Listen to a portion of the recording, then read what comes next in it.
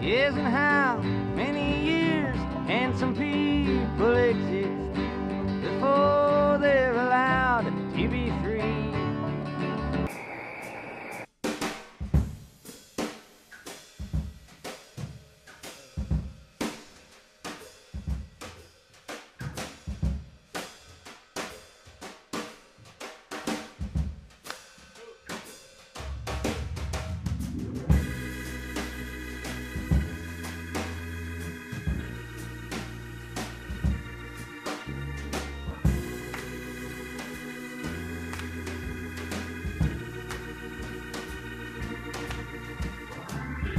On the 11th of September 1922, ignoring Arab outrage, the British government proclaimed a mandate in Palestine, a follow-up to the 1917 Balfour Declaration, which Imperial Britain issued with its army massed outside the gates of Gaza.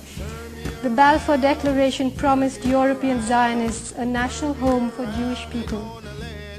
At the time, the empire on which the sun never set was free to snatch and bequeath national homes like a school bully distributes marbles. In 1937, Winston Churchill said of the Palestinians, I quote, "I do not agree that the dog in a manger has the final right to the manger, even though he may have lain there for a very long time. I do not admit that right. I do not admit, for instance, that a great wrong has been done to the Red Indians of America or the black people of Australia.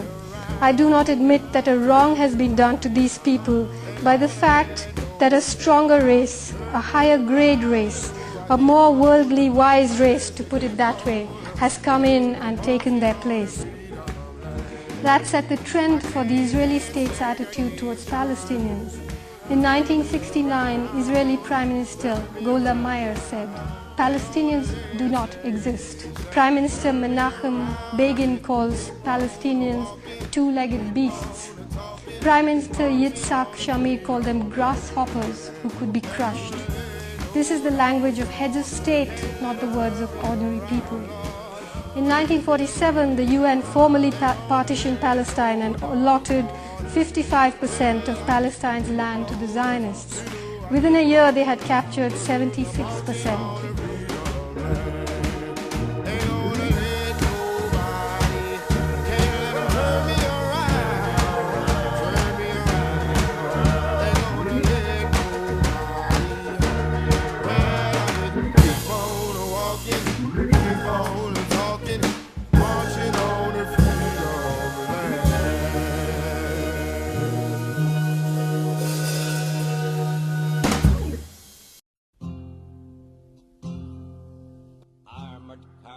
On the 14th of May 1948, the State of Israel was declared.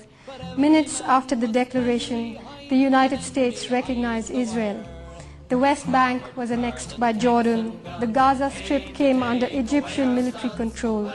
And formally, Palestine ceased to exist except in the minds and hearts of the hundreds of thousands of Palestinian people who became refugees.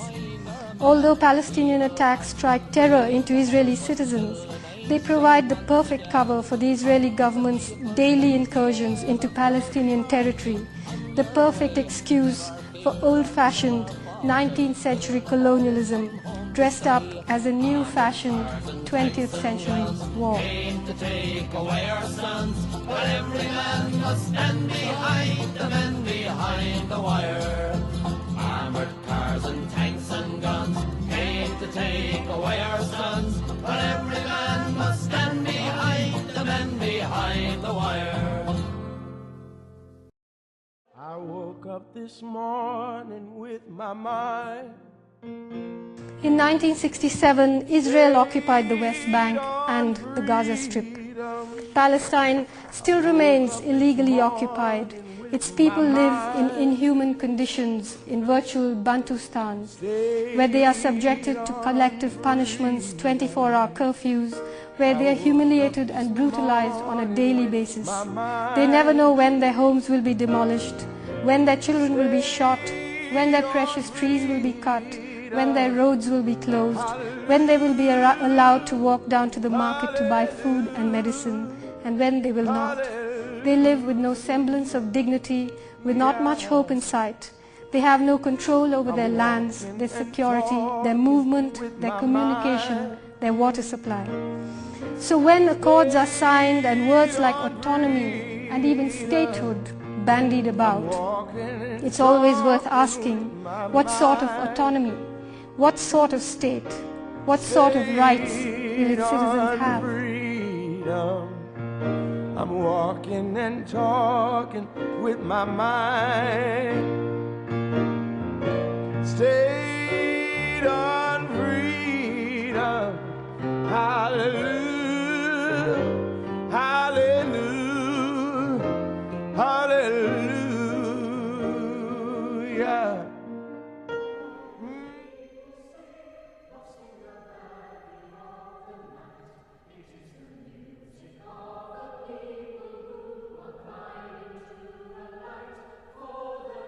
Israel's staunchest political and military ally is and always has been the US.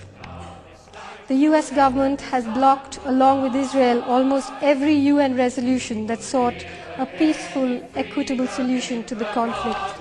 It has supported almost every war that Israel has fought. When Israel attacks Palestine, it is American missiles that smash through Palestinian homes. And every year, Israel receives several $1 billion from the United States.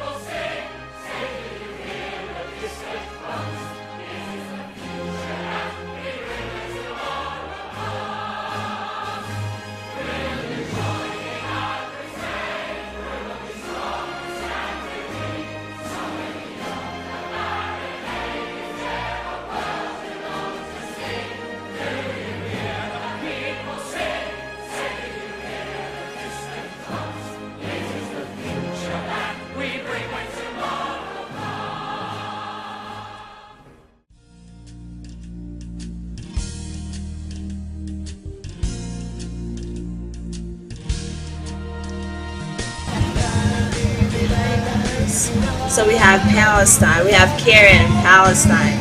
Woo.